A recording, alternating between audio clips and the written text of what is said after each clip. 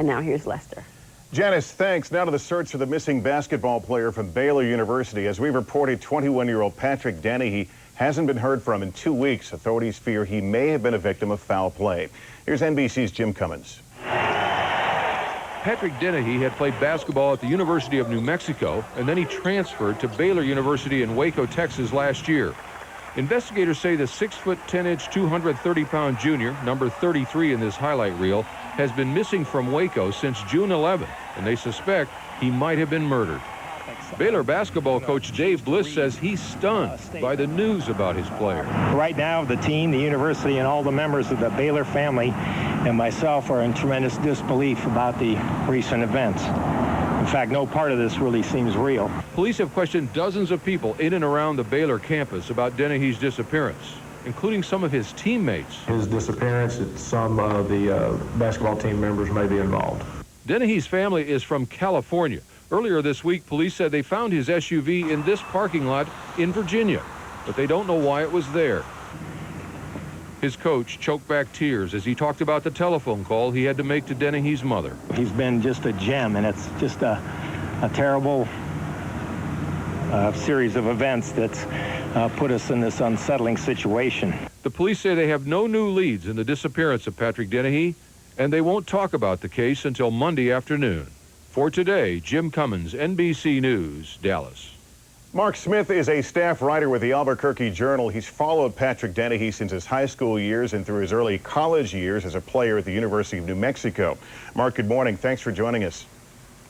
No problem, Lester. Thanks for having me. By all reports, he's an outstanding player. What can you tell us about his relationship with his teammates? How does he get along with the team?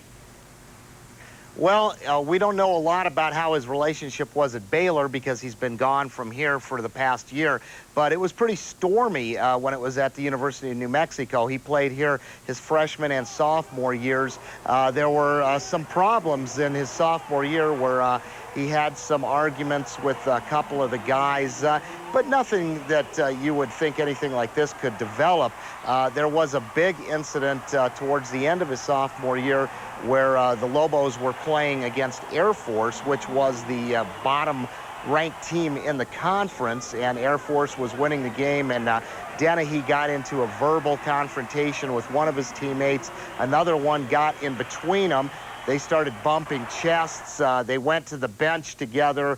There was a timeout at the time, and then Dennehy started arguing again, threw a chair, pushed a teammate, and then took off and ran into the locker room with 3 minutes left in the game, never to be seen again. And I understand he's never been shy about speaking his mind and sometimes getting in trouble or at least irritating those around him.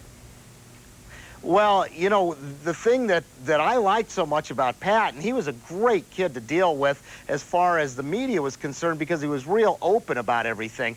But his candor sometimes got him in trouble with the coaching staff. There was an incident during his freshman year where he wasn't playing very much, and he simply said if it didn't stop and he started playing, if he didn't start playing more, he was going to leave at the end of the year. So the coaching staff got really angry with that, and sometimes he was just a real matter-of-fact guy, but a real good kid to deal with. Never any problems for us. We never saw the signs of the hostility off the court. There were just some things on the court. And we understand that both Dennehy and his father admitted that Dennehy had been on antidepressants at some point. What do you know about that?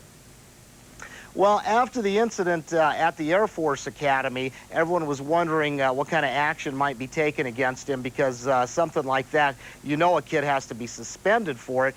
They waited a couple of days. The former coach, Fran Fraschilla, then said that they were not going to suspend him because he suffered from a... Patrick was not allowed to speak about the condition after the season, and Fraschilla had resigned under pressure.